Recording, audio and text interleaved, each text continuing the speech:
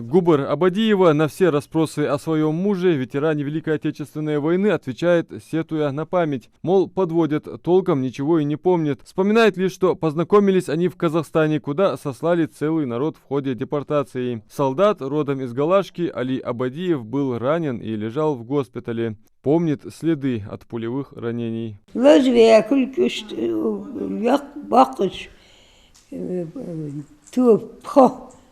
Çek ben dokuz tehessin dokuz kulder asa kulder sakulder bol bezdatır süktent испохит. Али Абадиев родился в 1919 году, призвался в армию в 1939-м. Службу нес в Закавказском военном округе в Тбилиси. Когда началась война, находясь на тот момент в Бресте, их передислоцировали на Украину.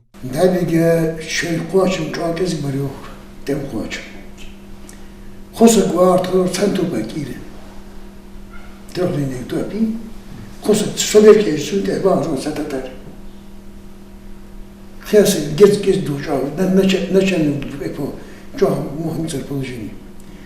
Так немцы еще легко отступить до под Петровск, как я читаю. Ах, я еще и полк под окружение немцы. Окружение что скажет, офицеры. Теперь помочь ахмусуш. После продолжительных боев, а Али был пулеметчиком, не бросив раненого своего командира полка, двинулся через болото на прорыв. В любой момент мог увязнуть и погибнуть. Далее, столкнувшись с вражеским отрядом, снова вступил в бой и получил ранение. Сталинградский лазарет номер 2 к нему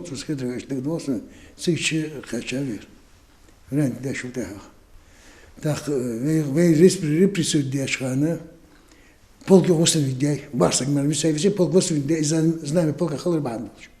Знамя полка спасли, командир спасли, раненый командир.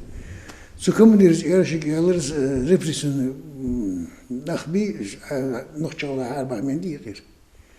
Со командир, фамилию хучала, национальность хучала.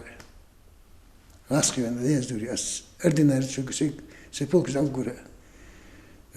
Хуцгаса я разер, хуцгас национальность, талогус. Так, я командующий, я так. Историю Ингенс Хамет Эрдаль Энделес Хамет Хаполжини Хадвахки предоставлю тебе к наградам. Для человека, который вышел защищать свою родину, отстаивать честь и прославить свой родной край, невозможно было отказаться от национальности. Он предпочел испытать холод, голод, разлуку с родиной, потерю родных и близких. Оказавшись в ссылке, он еще долго поддерживал связь с командиром полка, которого он вынес на своих плечах. Правда, тот позже погиб в Чехословакии, так и не сумев выполнить обещание. Свою награду он ждал до последних дней. Постоянно задумчивый, немногословный, он особенно не любил говорить с членами семьи о войне. Был в меру строг, любил во всем дисциплину. Ветерана не стало в 1983 году. Адам Мережков, Исмаил Коригов, Новости 24.